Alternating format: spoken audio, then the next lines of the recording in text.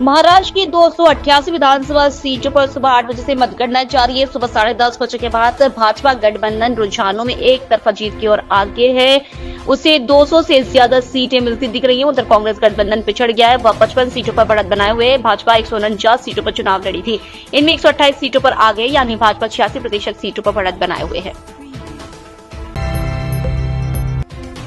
महाराष्ट्र और झारखंड विधानसभा चुनाव नतीजों के साथ ही 15 राज्यों की 40 विधानसभा और 2 लोकसभा सीटों पर काउंटिंग जारी है। वायनाड लोकसभा सीट पर प्रियंका गांधी 2 लाख से ज्यादा वोटों से आगे चल रही है। यहां सीपीआई कैंडिडेट सत्यन मोक्कीरी दूसरे तो भाजपा की नव्या हरिदास तीसरे नंबर पर है।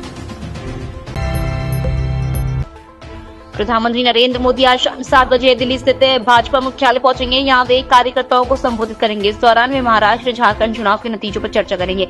महाराष्ट्र की 288 विधानसभा सीटों पर सुबह 8 बजे से मतगणना जारी है। यहां भाजपा गठबंधन एक तरफा जीत की ओर बढ़ रहा है। उसे 200 से ज्यादा सीटें मिलती दिख रही हैं। वहीं कांग्रेस गठबंधन 60 से कम सीटों पर सिमट रहा है।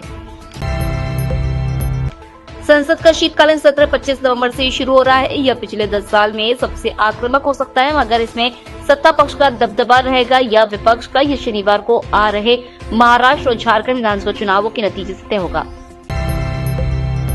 छत्तीसगढ़ के सुकमा जिले में सुरक्षा बलों ने 10 नक्सलियों को मार गिराया। इसमें 3 महिला और 7 पुरुष है। सभी के शव और 3 ऑटोमेटिक हथियार बरामद किए गए हैं। एनकाउंटर के बाद जवान जश्न मनाते भी दिखे। जवानों ने जंगल में हथियारों के साथ डांस किया। महाराष्ट्र चुनाव से पहले हुए कैश कांड पर भाजपा महासचिव विनोद तावड़े ने कांग्रेस अध्यक्ष मल्लिकार्जुन खड़गे और राहुल गांधी को 100 करोड़ का मानहानि नोटिस भेजा। तावड़े ने कहा कि भाजपा और मुझे बदनाम करने के लिए इन नेताओं ने झूठे आरोप लगाए। राहुल गांधी ने बढ़ते प्रदूषण पर चिंता जाहिर की है। राहुल गांधी ने कहा, उत्तर भारत में एयर पॉल्यूशन नेशनल इमरजेंसी है। ये पब्लिक हेल्थ क्राइसिस है जो हमारे बच्चों का भविष्य छीन रहा है और बुजुर्गों का दम घोट रहा है। एक पर्यावरणीय और आर्थिक आपदा जो अनगिनत लोगों की जिंदगी बर्बाद कर रहा है।